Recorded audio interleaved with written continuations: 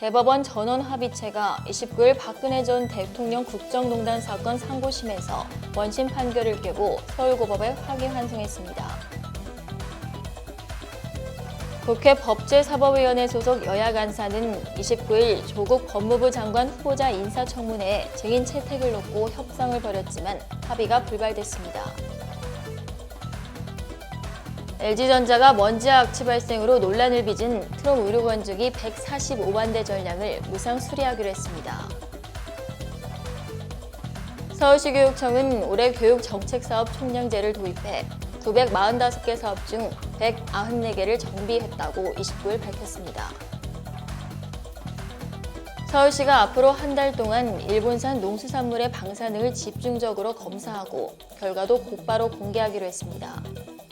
자세한 소식은 잠시 후 뉴스에서 전해드리겠습니다.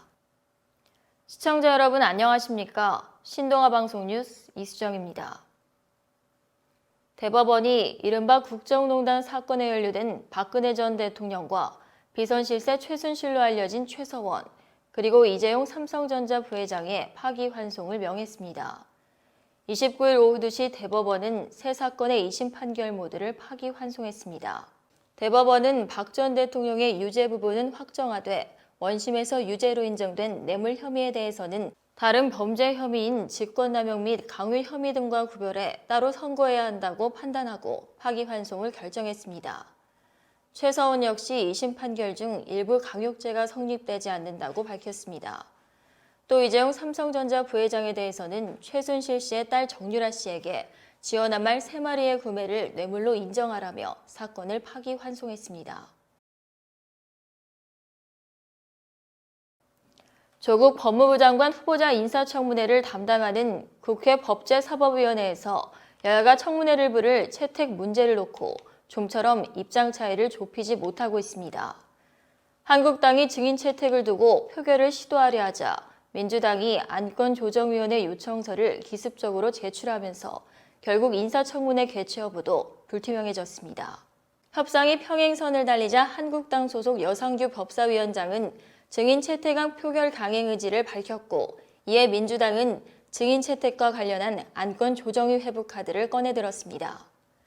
이에 한국당은 청문회 일정을 미루자고 요구하고 있지만 민주당은 강하게 반대하고 있어 아예 청문회 자체가 무산될 수 있다는 전망도 나옵니다. 소비자원에서 의료 건조기 시장 점유율 1위인 LG트롬 건조기에서 부품에 먼지가 쌓이고 바닥에 물이 고여 악취가 발생하는 현상을 확인해 시정 권고를 내렸습니다. LG전자는 지금까지 팔린 145만 대를 전량 무상으로 수리하기로 했습니다. 소비자원은 해당 제품에 대한 피해 사례가 소비자 위해 감시 시스템에 다량 접수되자 실사용 가구 50곳을 대상으로 지난달 23일부터 18일간 현장 점검을 했습니다. 조사 결과 50대 중 11대가 콘덴서 전면 면적의 10% 이상의 먼지가 끼어 있는 것으로 나타났습니다. LG전자는 이와 관련해 보다 편리하게 건조기를 사용할 수 있는 방법에 대한 검증을 마쳤고 소비자원의 시정 권고를 충실하게 이행하겠다고 밝혔습니다.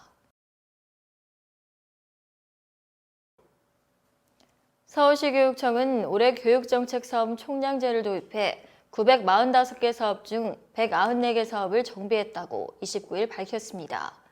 서울시 교육청은 올해 945개를 기준으로 4년간 총 30%의 교육정책과 사업을 줄여나갈 계획입니다. 정비된 194개 사업 중 128개는 폐지, 일몰, 일괄 등으로 감축됩니다. 나머지는 축소되거나 통합될 예정입니다.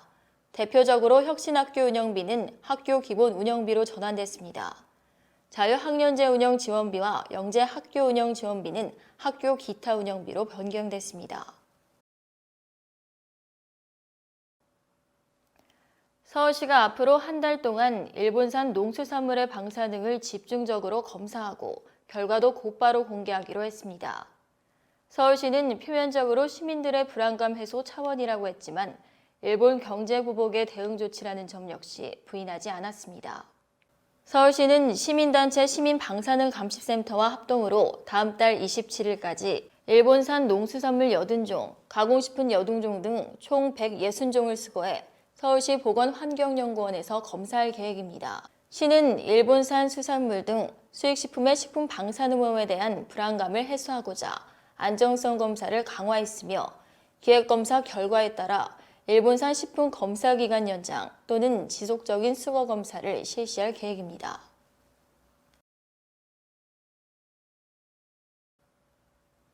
이상으로 뉴스를 마치겠습니다.